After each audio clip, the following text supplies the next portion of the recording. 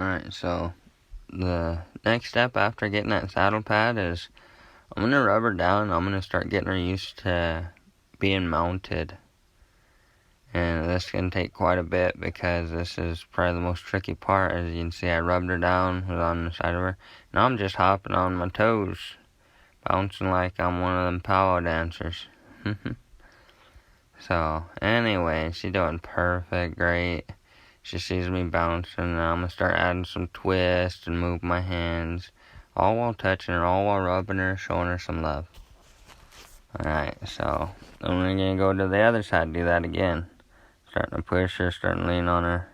Easy, easy. And I got her sandwiched between this post, so she can't really move. That post kind of helped me out here. So, again, I'm going to start it on bouncing on my toes. Then I'm going to start twisting at the knees and the hips and really start moving my body. See, she's really curious about what the heck's this kid doing. And I'm going to take it little step by little step. Move her out of that post's way so she can actually move, so she ain't restricted. And then I'm going to get right back to being silly. Putting some weight on her.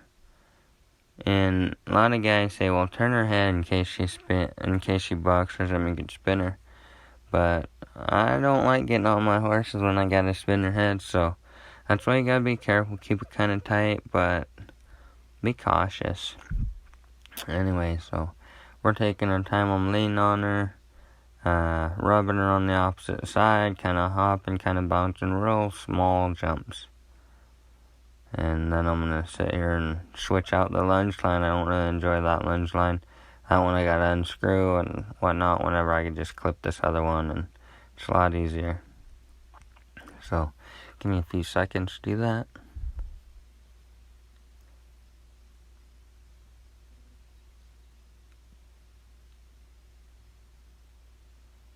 Okay, so once I get this lunge line fixed and stuff under a halter, then I'm going to take a bit of it and I'm going to drape it over her neck.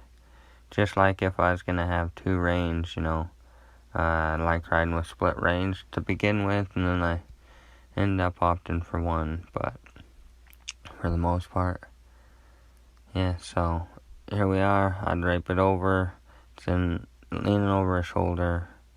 Alright, now I'm going to get back to jumping, rubbing her back, bouncing, and I ain't doing it right off the bat. I stop and I kind of put a little weight on her, rubbing her, no, good job, you're doing good. Eventually I'll quit this jumping stuff, you just keep holding. And I'm rubbing her, you can see my hand, you can see me taking plenty of time. I do have that rein tight, so if she did jump or run away, I could easily pull her towards him and we'd just start right back over. And I'm rubbing her hip. Get that hip real desensitized so when your foot comes across, it's nothing. And you can see I stop and I go right back to it, stop, go back to it. It's really a lot of time and patience that I put into this. And this mare's doing such a good job. I'm not too worried about anything going wrong or her misinterpreting. But the thing you can't see is what I'm doing is I'm looking down. I'm looking at my knee. I got my knee pressed up against her shoulder, and I got my toe touching her belly, and I just moved my knee up and along her ribs, and then I went back to hopping. So just something because they ain't used to a knee or they ain't used to a foot tapping the back of their leg or under their belly. But she did so good, so now I'm putting some actual weight on her. See, I'm barely over the top of her spine. I jumped, and I jumped on her.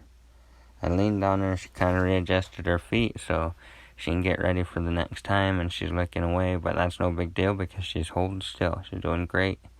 She's not doing anything to make me iffy or to tell me that she's unsure. She's actually sure enough to not even give me her full attention. But I'm back to jumping, I'm rubbing her. She's checking out of the horses, but yep, we're back to the lesson. Now I'm putting 2 elbows up, 2 arms, because we're going to get ready to start making a bigger commitment when we jump. See, now I'm rubbing her, and I really got that rope tight, so if she does move and jerk on it and spin her. See, she looked over and she's sniffing because she's curious. I quit jumping, and now there's feet hanging out, and he's scratching my other side, but he didn't move, so she's real curious. Let them be curious, let them sniff you, as long as they ain't looking away. Because, then they got too much like something can happen. Anyway, I go back to rubbing her, I go back to jumping, twisting, all these moves, all these things, because she gotta get used to that. It's desensitizing her. And you can see I made that leap. She wasn't too sure she can't put her head up because she wanted to look away. And I do have it tight, so anyway, she howled great, so I'm going to rub her. I'm going to get to rubbing her, I'm going to talk to her easy.